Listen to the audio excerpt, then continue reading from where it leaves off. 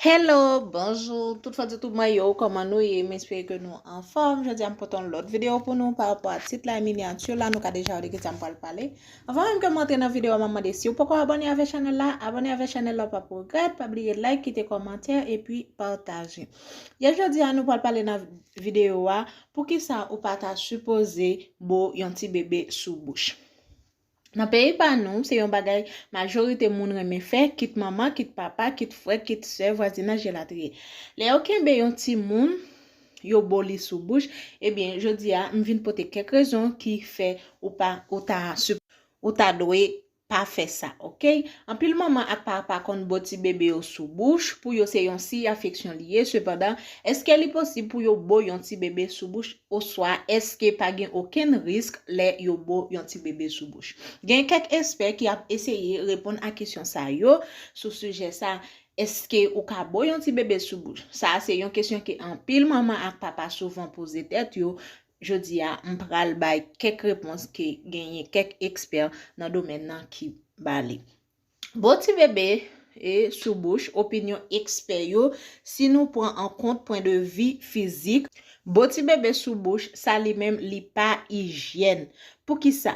En premier lieu, ou doit prendre en compte que ak yon ti goutte craché en pile infection ka transmettre qui sorti nan grippe, mononucléose ou soit maladie peau pour nous prendre ça yo comme exemple. Là on prend en compte que système immunitaire si bébé c'est pas même ak ça qui nan grand moun nan, spécialement si li pas recevoir anticorps nan lait tété, li tapi préférable pour éviter boti bébé yo sous bouche.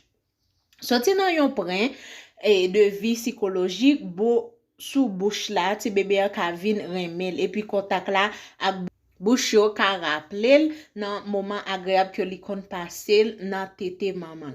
Risque gagné pour yon ti bébé prend épaisse simple. Apparemment si yon moun ta gen virus épaisse simple et puis li ta boti bébé li ka tout balé. Virus épaisse la simple et c'est un virus qui la cause blessure ou soit maligne dans bouche là ou soit figia. Et bien que c'est un virus qui pas trop grave dans grand monde, li très dangereux dans ti bébé qui fait ou soit ti moun qui gagne un système immunitaire immature. Li c'est un virus qui transmet par contact direct. Gen moun qui sans symptômes qui pas jamais souffrir blessure à l'autre monde qui gagne maladie ulcère tout présente côté yoté infecté de temps en temps.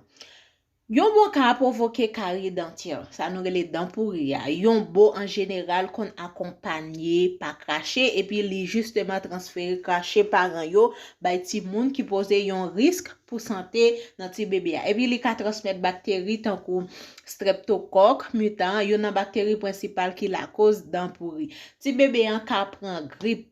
Grippe là c'est une infection virale qui transmet facilement de yon moun à yon lot li et surtout caractérisé par yon gorge ferme, tous, esternier, congestion nan nez ak la fièvre. Nan gomo li en général aller dans un système à 10 jours. Cependant, et selon Organisation mondiale de la santé, li averti que yon grippe qui simple nan jeune ti moun yo li plus encore moun qui affecté dans l'autre problème médical ka mené dans complications graves, sorti nan pneumonie jusqu'à la mort même. Songez bien, ti bébé ou là qui pas gen yon système immunitaire complètement développé, li plus vulnérable à infection dans premier mois yo dans la vie li.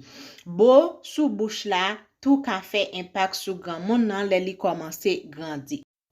Cependant, le ti moun nan li même li commence grandir et puis il commence à comparer tête li ak société qui entoure, il commence à réaliser que dans modèle yo culturel dans société nou an, bo sous bouche là c'est yon symbole nan remè entre yon couple. C'est peut-être ça dans cas ça quelques experts considèrent que ti bébé en li même li ka senti li confondre rôle yo.